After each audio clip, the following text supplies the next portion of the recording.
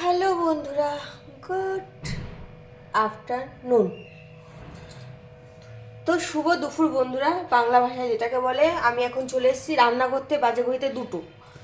তো আজকে আমি একটা স্পেশাল রান্না করবো। স্পেশাল তা কি স্পেশাল, চলো তোমাদের দেখিয়ে দিই আজকে আমি কি রান্না করছি।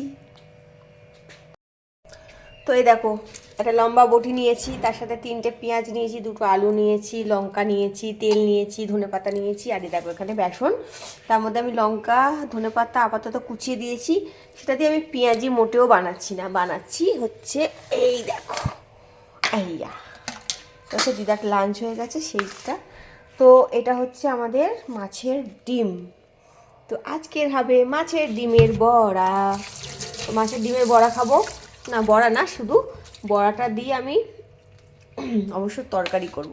বড়াও ভাজবো, তরকারি করবো। ওই জন্য নিয়ে নিয়েছি 2টো আলু, টমেটো, কাঁচা লঙ্কা, পেঁয়াজ, ধনেপাতা, আর এই যে মাছের ডিম। তো চলো মাছের ডিমটা ভেজে আপাতত, ওহো সরি, এখানে অন্ধকার হচ্ছে, এইবার মনে হচ্ছে তোমরা ভালো করে দেখতে পাবে। এইখানে দেখো, এই যে সব নিয়ে নিয়েছি গুছিয়ে, এগুলো আমি কেটে কুটে রেডি করে নিই, তারপর তোমাদেরকে দেখাচ্ছি। চলো। তো দেখো বন্ধুরা, এই যে এর মধ্যে পেঁয়াজ, লঙ্কা, বেসন, নুন, হলুদ সব দিয়ে মাখছি। এটাকে ভালো করে চটকে মাখতে হবে, যেরকম আমরা আটা মাখি ঠিক তেমন। এটাকে মাখা হচ্ছে, আর এখানে দেখো আমার তেল গরম হচ্ছে, ঠিক আছে। তো চলো এটা মেখে নিই, তারপর তোমার দেখাচ্ছি, ঠিক আছে। তো দেখো বন্ধুরা, এই যে মাখা হয়ে গেছে, আমি একটু পাতলা করে মেখেছি, আর বাদ বাকিটা কড়াতে দিয়ে দিয়েছি। তো এটা হচ্ছে তোমার কি বলবো, এতটাই মানে লঙ্কা পুরো হাত আমার জ্বলে যাচ্ছে, কি বলবো। আমি লঙ্কা তো মাখি না, না সেই জন্যে। তো চলো এটা আস্তে আস্তে ভাজা হোক, ততক্ষণ আমি একটু পেঁয়াজ কেটে নিয়েছি, এগুলো কাটাকুটি শেষ করি। তো দেখো লাল লাল করে বড়া ভাজা হয়ে গেছে আমার, মানে বড়া ভাজাকে দেখেই আমার খেতে ইচ্ছা করে। মাছের ডিমের বড়া, মাছের ডিমের বড়া ভাজা এখানে কমপ্লিট। এখানে আমার টমেটো আর পেঁয়াজ কাটা কমপ্লিট। এখানে দেখো আলু হয়ে গেছে কাটা, আর মাছের ডিমের খানিকটা বড়া মানে করতে বাকি আছে, এগুলো জাস্ট হয়ে যাবে, এক্ষুনি নামিয়ে নেবো। আর তোমরা কারা কারা মাছের ডিমের বড়া খেতে ভালোবাসো না তরকারি খেতে ভালোবাসো, অবশ্যই আমাকে কমেন্ট করে জানাতে ভুলো না, ঠিক আছে। আর আমি যে রেসিপিগুলো তোমাদের এই ছোটোখাটো ঘরোয়া রেসিপিই দিই, যেটা আমি বাড়িতে বানাই, সেটুকুই কেমন লাগে অবশ্যই আমাকে কমেন্ট করে জানিও, ঠিক আছে। আর ভালো লাগে কিনা সেটাও জানাবে, এই হচ্ছে কথা। তো চলো, আমার তো মাছের ডিমের বড়া একটা গরম গরম খেতে ইচ্ছেই করছে, তো আমি আগে ভেজে নিই, তারপরে দেখছি। তো আমি এখন ভেবেছি আমরা এইবেলা তারা বলছি। তো বন্ধুরা, আমার ডিম ভাজা কমপ্লিট হয়ে গেছে। দেখো এটা হচ্ছে ঝোলের, আর এটা হচ্ছে এমনি খাবার। এটার জন্য পাতলা পাতলা করে ভেজেছি, একটু পাতলা পাতলা করে কয়েকটা।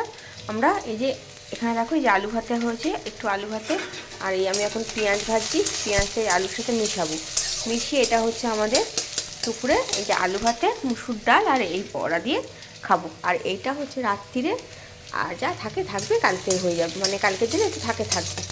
আর এখানে আমার আলু কাটা হয়ে গেছে কমপ্লিট, আর এখানে আমার মশলাটাও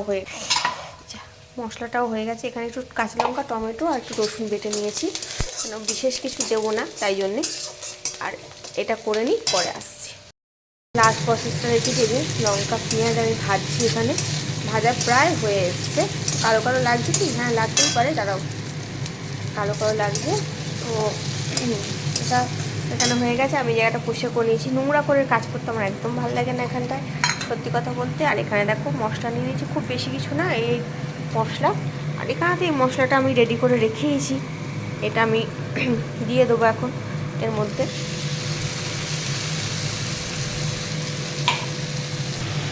তো দেখো সব মশলা দিয়ে দিয়েছি একসাথে, দিয়ে কষছি, ঠিক আছে। রঙটা এসছে, দেখেছো। তো যাই হোক, আমি অনেক বছর পর মাছের ডিম রান্না করছি, যদিও আমি খুব একটা রান্নাবান্না তো করি না, তোমরা সবাই জানো। আমি খাবার দাবার এখানেই খেয়ে নিই ডিউটি বাড়িতে। আমার কাছে একটাই কথা হচ্ছে যে মাছের ডিম তো অনেকেই এইভাবে রান্না করে, তো তোমরা কি জানো কোনো স্পেশালভাবে রান্না করতে? জানলে অবশ্যই আমাকে জানিও, যে দিদিভাই এইভাবে রান্না করলে আরও ভালো হয়। সত্যি কথা বলতে নতুন নতুন রান্না করতে আমার খুবই ভালো লাগে, কিন্তু করি না কেন, সময় খুব অভাব। আর সত্যি কথা বলতে কাজ করে বাড়ি গিয়ে রান্না করতে আমার সেরকম ভালোও লাগে না। তো সেই জন্যে আর এখানে দেখো মশলাটা প্রায় কষা হয়ে এসছে, একদম কষা কষা হয়ে এসছে। আর এখানে দেখো এই যে ডিমটা ভেজেছি আমি, এই ডিমটা পাতলা পাতলা করে এই জন্য ভেজে তোমাদের বললাম যে আমরা ডাল দিয়ে খাবো। আর আমি না মাছের ডিমের বড়াতে একটু রসুন কুচিয়ে দিই, তোমরা কি তাই দাও? অবশ্যই আমাকে জানিও কিন্তু কমেন্ট করে।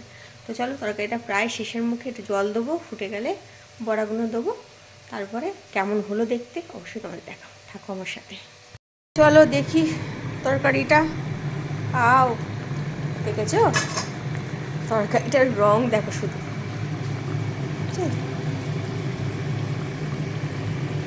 বলো তো কেমন হয়েছে বন্ধুরা। আর এখানে দেখো কয়েকটা মাত্র রেখেছি, এটা আমরা এখন খেয়ে নেবো, আর এটা আমাদের দিনে রাখি। তো চলো তরকারি তো কমপ্লিট।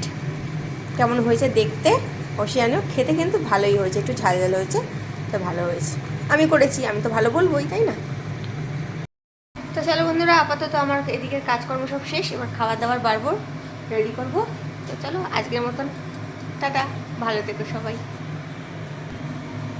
আর খাবে তো চলে এসো মাছের ডিমের বড়ার তরকারি। তো চলো।